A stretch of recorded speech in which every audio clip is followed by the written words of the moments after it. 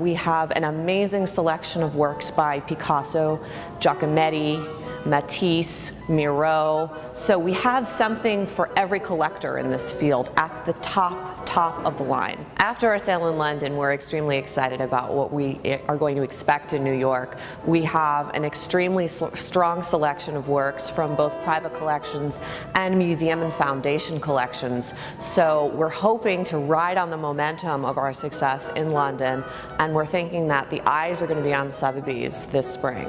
I just see the enthusiasm of collectors today and the scarcity of good property that's coming up. So people are just jumping at the opportunity to purchase something that's iconic. Many of the works that we're offering have never been at auction before. They're making their debut on the market, and in some cases they're making their debut to the public.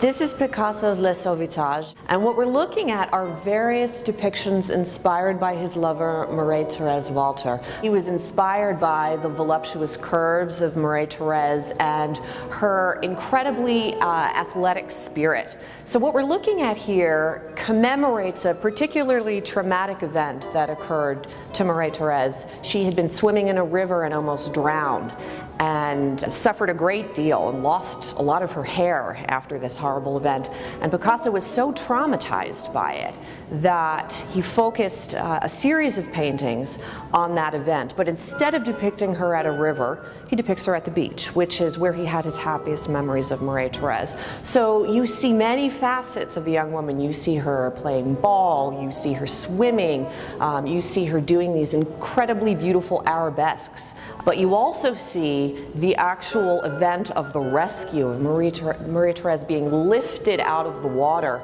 and the anguish on the faces of some of these characters. We're estimating this work at $12 to $18 million. It is really a spectacular example of a 1932 Picasso. We're looking at Matisse's The Morning Session, and what it depicts is his model and studio assistant Henriette seated before a canvas that she's painting. Now, what we see here in 1924, of course, is Matisse at his best. This is considered a Nice period picture.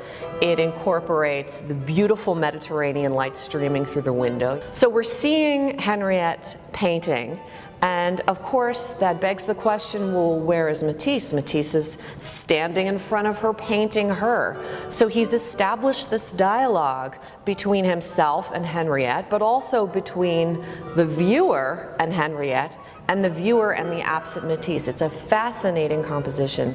We've estimated it at $20 to $30 million.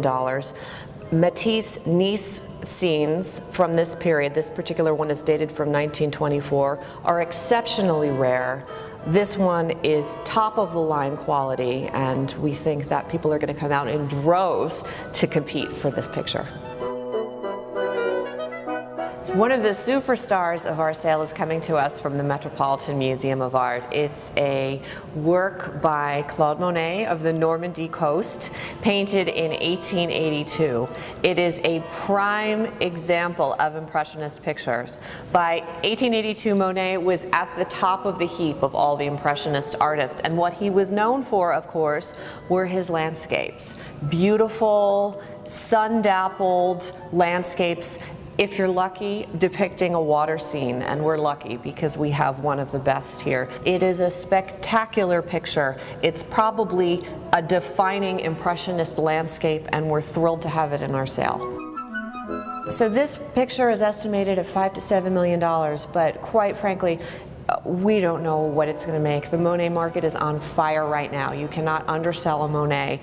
From my own experience working at Sotheby's and being an art historian and being a researcher, there are few opportunities where I get extremely excited and emotional about a picture, and this is one of those pictures. I've known this picture since I was a little girl growing up in New York, and the fact that it's here now and I can stand so close to it is thrilling to me, and I really think that people who come to our exhibitions and see that excitement can't not be contagious.